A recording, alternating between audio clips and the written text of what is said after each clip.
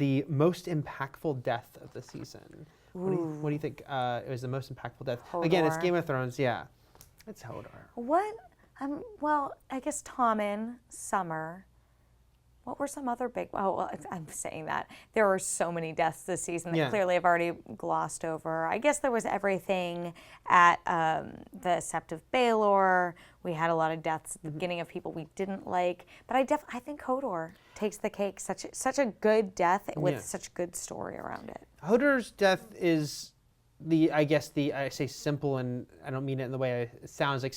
That's the simple answer, because as far as it's the one where you just felt it the most, because it was on its own. It was such an important scene. It was this big reveal mixed in with his death, and it made everything this tragedy in its entirety of his life.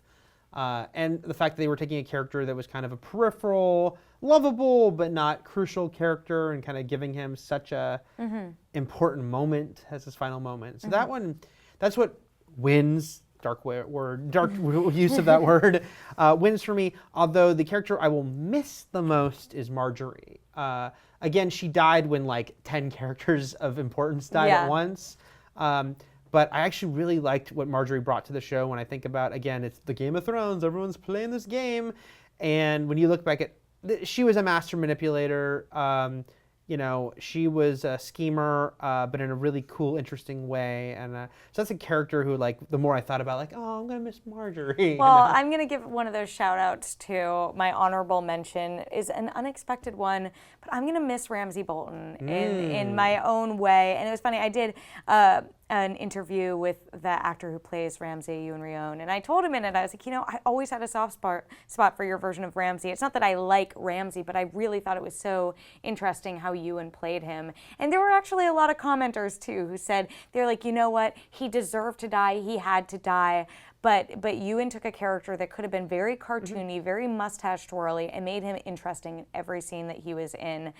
So I'll miss that. We have the Night King left, who's just this physical embodiment of death, and there's not a lot of that. It's like Sauron. There's not a lot of dimension there. Yeah. So Ramsay, I think, was our last. We also have Cersei, obviously, but Ramsay was our last true, just evil all the way through character to have on the show. And R.I.P. Ramsay Bolton. I do think it was a really good performance. I mean, I was kind of in the middle because there are some people, some colleagues of ours who were really sick of Ramsay by the time he died. Just because, at a certain point, right. once they've established that you're evil. Yeah, but I will say he gave a very good performance, especially given that there were limitations, right? The character was not nuanced at a certain point. It was okay, we get it. We get what this guy is, but I think that he did bring a certain flair to the role that was appreciated.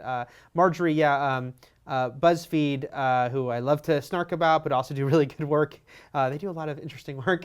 They did a thing about sort of a very BuzzFeedy article, but it was 20 times or whatever Marjorie was awesome or something. But I was looking at it going, oh yeah, that was great. That was great. All the different ways, from her being amongst the common folks to her barbs at Cersei. And she's a character more than a lot of other ones for me that I hope her storyline ends up a bit different in the book, because I did feel like she just had so much potential that didn't get to be mined, and she always seemed like she was one step ahead of the plan or had something else up her sleeve that when it went out this way, I was like, oh, you couldn't have found a way to get out of it.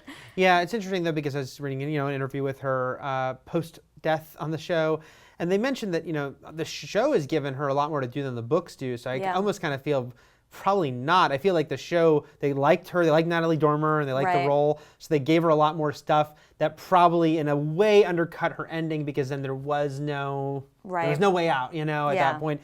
And that did make her final season not as, it was great, of course, when she gave the message to her grandmother, I'm still with you. Now that didn't pay off for her. It paid off for her grandmother, because now her grandmother's like, okay, I never lost her. Rage incarnate. I'm gonna go freaking get that Cersei. Yeah. Revenge.